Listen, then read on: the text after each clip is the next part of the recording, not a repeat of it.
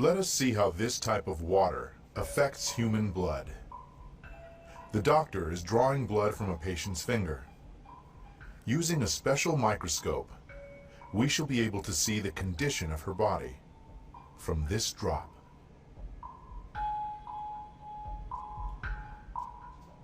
These are red blood cells, and they've lost their electrical charge, so they're all stuck together in a formation called a rouleau.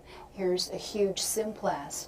Symplasts are associated with heart disease and arthritis and lung disease and many other conditions that could be coming in the future.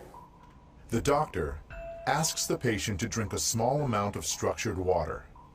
After 12 minutes, the doctor again draws blood from the patient and studies it. So you can see that the cells then become buoyant, they become slippery, and they have their electrical charge, so they repel each other. That allows them to carry oxygen, and it means that we're changing the pH of the blood back to an aerobic environment rather than an anaerobic environment. I think that's utterly amazing that just drinking water could do that.